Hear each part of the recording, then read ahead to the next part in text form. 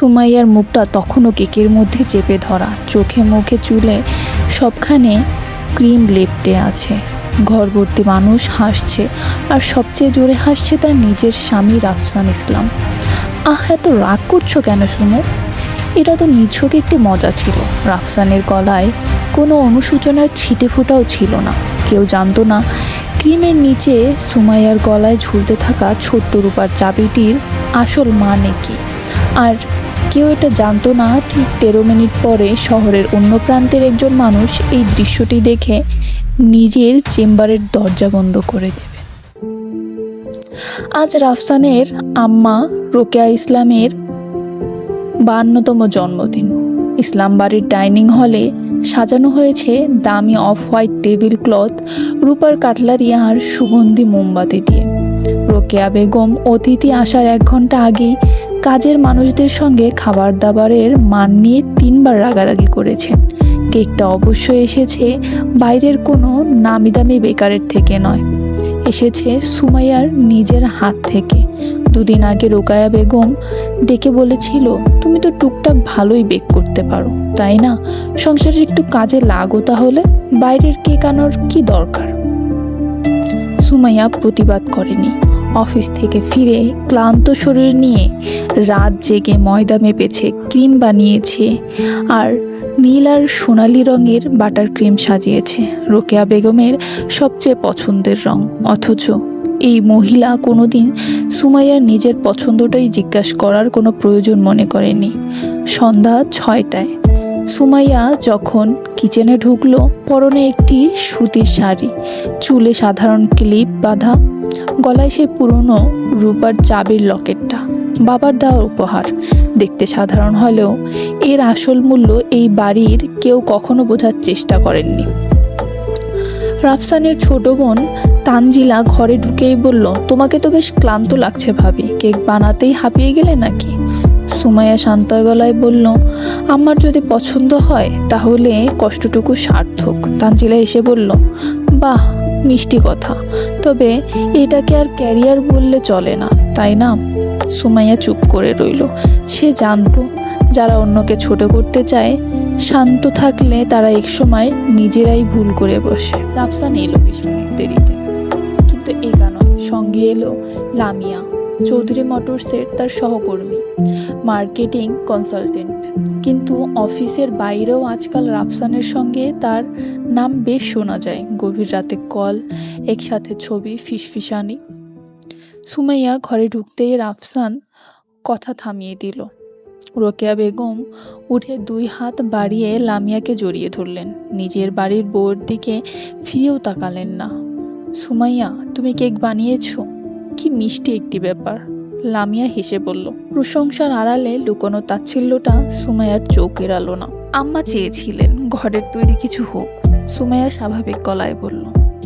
রোকেয়া বেগম ঠোঁট উল্টে বললেন, ঘরের তৈরি মানেই তো কোনো মতে চালানো। ঘরভর্তি মানুষ হেসে উঠল। রাফসানও হাসল, কিন্তু খুব জোরে নয়। অপমানটা বোঝানোর জন্য এইটুকুই যথেষ্ট ছিল। পুরো সন্ধ্যায় সুমাইয়ার সাথে কেউ একটি কথাও বলল না, শুধু খাবার পরিবেশন বা বাসন তোলার সময় ছাড়া। কিন্তু তার তীক্ষ্ণ চোখ কিছুই এড়ায়নি। লামিয়া যখন রাফসানের দিকে ঝুঁকে ফিসফিস করছিল, রাফসান তখনই আর একটু কাছে সরে আসছিল। টেবিলের নিচে হাতে হাতে ছোঁয়া রোকেয়া বেগমের সব দেখেও না দেখার ভান করছিল। তানজিলা তাদের হাসি মুখের ছোট ভিডিও করছিল, প্রতিবারই কৌশলে সুমাইয়াকে ফ্রেমের বাইরে রেখে। কেক কাটার সময় হলে সবাই করতালি দিল। রোকেয়া বেগম কেকের দিকে তাকিয়ে বললেন, একেবারে খারাপ হয়নি। লামিয়া হেসে বলল, সত্যি সুমাইয়া, তোমায় তো পাড়ায় একটি ছোট বেকারি দেওয়া উচিত। রাফসান হাসতে হাসতে বলল, ওকে আবার উস্কে দিও না, ও হয়তো ভাবছে ক্রিম বানিয়েই বড়লোক হয়ে যাবে। আবার হাসির রোল উঠল ঘরে। আর তখনই লামিয়া বলল, দাঁড়াও দাঁড়াও, একটি মজার ছবি তোলা যাক। রাফসান, যাও তো, তোমার বউয়ের মুখে একটু কেক লাগিয়ে দাও, কিউট দেখাবে। সুমাইয়া এক মুহূর্তের জন্য ভাবছিল রাফসান হয়তো এটা করবে না, কিন্তু পরক্ষণেই রাফসান তার পিছনে গিয়ে দাঁড়িয়ে মাথার পিছনে হাত দিয়ে সজোরে চেপে ধরল কেকের ভিতরে। ঘর প্রথমে চমকে উঠল, তারপরে ফেটে পড়ল হাসিতে। লামিয়ার হাসি সবচেয়ে তীব্র ছিল, তানজিলা ও মাই গড বলে পুরোটা রেকর্ড করে চলল। রোকেয়া বেগম চেয়ার থেকে ওঠার প্রয়োজনও বোধ করল না। হেলান দিয়ে বসে তৃপ্তির সঙ্গে দৃশ্যটি উপভোগ করলেন।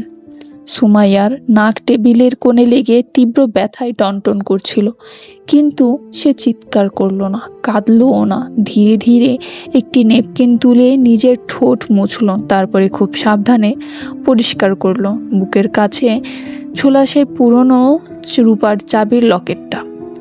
লামিয়া তখনও ফোনে তাক করে দাঁড়িয়ে। সুমাইয়া 1 সেকেন্ডের জন্য ক্যামেরার দিকে তাকালো, তারপর ধীরে ধীরে চোখ ফোরালো রাফসানের দিকে, তারপর শাশুড়ির দিকে। গলায় কোনো রাগ নেই, শুধু বলল, কেকটা আপনারা উপভোগ করুন। এই অস্বাভাবিক শান্ত স্বরটা রাফসানের বুকের ভিতরে একটি অস্বস্তি তৈরি করলো। সুমাইয়া যদি চিৎকার করতো, কাঁদতো, রাফসান এতটা ঘাবড়াতো না। সে আর এক মুহূর্ত দাঁড়ালো না, নিঃশব্দে ডাইনিং রুম ছেড়ে বেরিয়ে গেল। করিডোরের অন্ধকার বড় আয়নার সামনে থমকে দাঁড়ালো সুমাইয়া। গালে এখনো ক্রিমের দাগ, প্রিয় শাড়িটি নষ্ট হয়ে গিয়েছে। ঠিক তখনই তার ফোনে একটি ইমেইলের নোটিফিকেশন ভেসে উঠল। প্রেরক ব্যারিস্টার নাসরিন হক, সিদ্দিক ফ্যামিলি, ওয়াকফ ট্রাস্ট বিষয়, চৌধুরী মোটরস, আর্থিক পর্যালোচনা ও বেনিফিশিয়ার অনুমোদন সংক্রান্ত। সুমাইয়া গভীর একটি নিঃশ্বাস নিয়ে ফোনটি লক করে দিল। তখন সে জানতো না ঠিক এই মুহূর্তে লামিয়া নিজের সোশ্যাল মিডিয়ায় ভিডিওটি আপলোড করে ফেলেছে। ক্যাপশনে লিখেছে এমন কিছু যাতে অচেনা মানুষরাও এই অপমানটি দেখে মজা নিতে পারে। শহরের অন্য প্রান্তে এক বিলাসবহুল কর্পোরেট চেয়ারে বসে থাকা এক নারী নিজের ল্যাপটপে স্ক্রিনে এই একই ভিডিও দেখছিলেন। তিনি ভিডিওটি জুম করলেন, চোখ আটকে গেল সুমাইয়ার গলার ছোট্ট রূপার চাবিটার লকেটে। তিনি ফোন তুলে এমন এক নাম্বার ডায়াল করলেন যা সিদ্দিক ট্রাস্টের অতি গোপনীয় ফাইল ছাড়া কারো জানার সুযোগ নেই। কল শেষে দরজা বন্ধ করে ব্লাইন্ডস টেনে দিয়ে আবার ভিডিওটা চালালেন। ফিসফিস করে বললেন, আরে এ তো সুমাইয়া।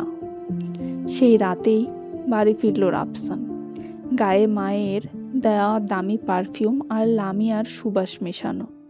শাড়ি নষ্ট হয়ে যাওয়া সুমাইয়ার দিকে তাকিয়ে বিরক্তির সঙ্গে বলল, কাউকে কিছু না বলে চলে এলে যে বড়। সুমাইয়া বলল, যা বলার আমি ওখানেই বলেছি। তুমি বলেছো কেকটা উপভোগ করো। খুব ম্যাচিওর ব্যবহার হলো।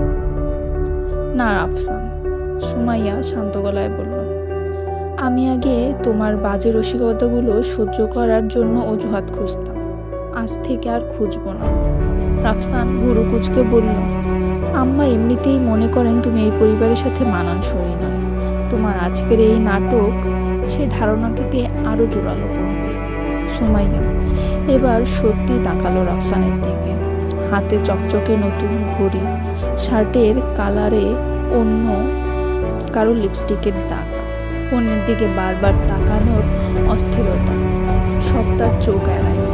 সে শুধু বলল, আমি এখন থেকে নিজের আত্মসম্মান নয়, শুধু সত্যটি নিয়েই বাঁচতে চাই। রাফসান কিছু বলার আগে সুমাইয়া সিঁড়ি বেয়ে উপরে চলে গেল।